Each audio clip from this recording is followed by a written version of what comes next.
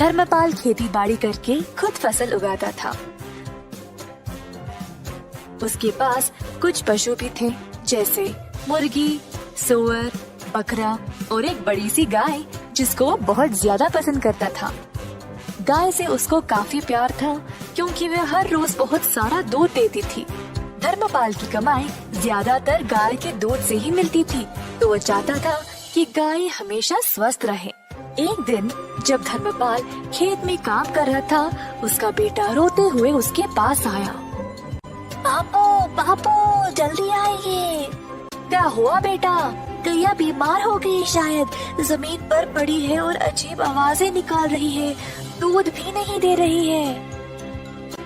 किसान और उसका बेटा तुरंत घर की ओर गए तो देखा कि गैया बहुत कमजोर लग रही थी। जब दूध निकालने की कोशिश की तो दूध भी नहीं निकला। किसान बहुत ही परेशान हो गया। अगर यह दूध नहीं देगी तो मैं क्या करूँगा? बिना दूध के ये तो बेकार है मेरे लिए। हर बार इसके लिए दवाई और देख रेख करने का समय नहीं है मेरे पास। कुछ न कुछ करके इससे छुटकारा ही पाना पड़ेगा। किसान को लगा कि अब गाय ठीक नहीं हो पाएगी, तो उसको खड़ा करके वन की ओर चलाते गया। गाय ने बहुत दूध दिया और अब वह उसके लिए बेकार हो चुकी थी। जंगल के भीतर पहुंचने के बाद किसान ने गाय को खुला छोड़ दिया और वहां से चला गया। बेचारी गैया अकेली और असहाय खड़ी रही। थोड़ी देर बाद गाय जंगल से डरने लगी और वहां से निकलने का रास्ता ढूंढने लगी। अपनी हिम्मत जुटाकर चलने लगी।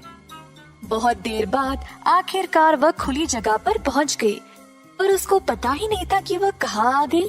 अचानक से उसने एक छोटा सा घर देखा और जल्दी उसकी ओर चलने लगी। घर तक पहुंचते ही वह थकावट से बेहोश गिर पड़ी दरवाजे के पास। यह एक गरीब आदमी मधु का घर था। सुबह सवेरे मधु बाहर आया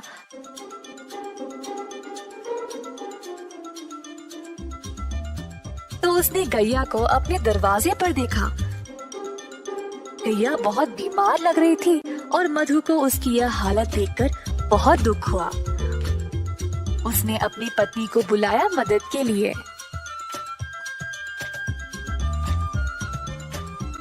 ओ सुनती हो, यह बेचारी गैया बहुत बीमार है, इसका ख्याल रखना पड़ेगा।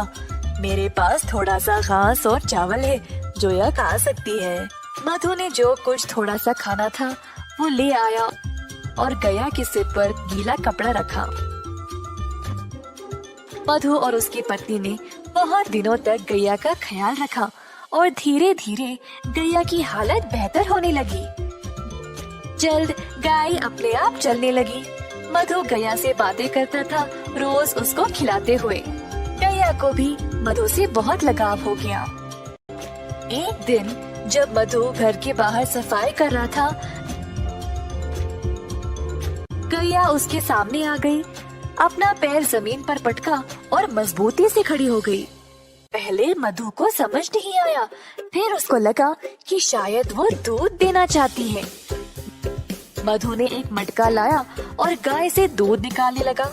इतना सारा दूध देकर मधु खुशी से झूम उठा। जल्दी वह अपनी पत्नी को दिखाया। देखो क्या हुआ आज, गौ माता ने दूध दिया है। हम इसको बेचकर अच्छा पैसा कमा सकते हैं। ये तो कमाल हो गया जी, प्रभु ने हमारी प्रार्थना सुन ली। ठीक है, आप जल्दी बाजार जाइए और इसको बेचकर पैसे ले आइए। आज रात हम घर पे दावत करेंगे।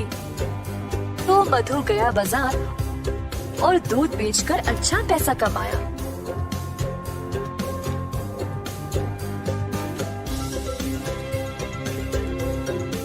उसने भगवान को धन्यवाद किया उसको गैया देने के लिए। मधु दूध बेचने लगा और जल्द अपने शुद्ध दूध के लिए मशहूर बन गया।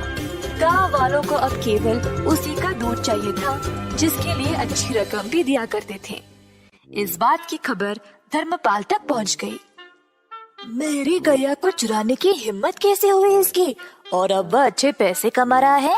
मैं अभी जाकर उसको वापस लूंगा, वो तो मेरी गाय है।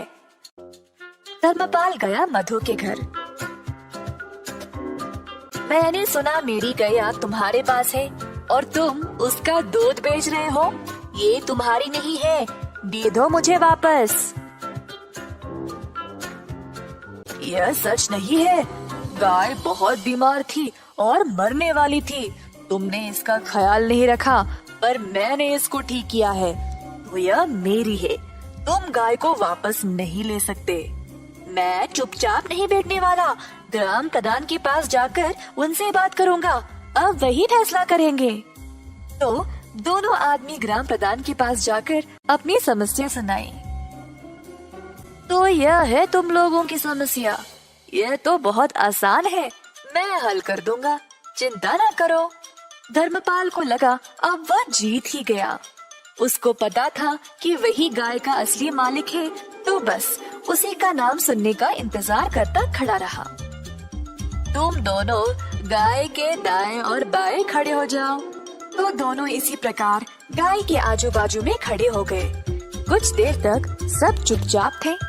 अचानक से गाय अपनी जगह से हिली और मधु के पास आकर खड़ी हो गई। अतः ग्राम प्रधान ने यह निर्णय लिया कि गाय मधु की ही है, क्योंकि उसी ने उसको प्यार दिया और उसको अच्छे से ख्याल रखा। अब गैया ने अपना मालिक खुद चुना है, तो मैं इसकी इच्छा टाल नहीं सकता। मधु, ले जाओ अपनी गाय को। मधु बहुत खुश हो गया और गैया को अपने घर ले चला। धर्मपाल निराश होकर पछताने लगा कि उसने गैया को पहले जाने ही क्यों दिया था।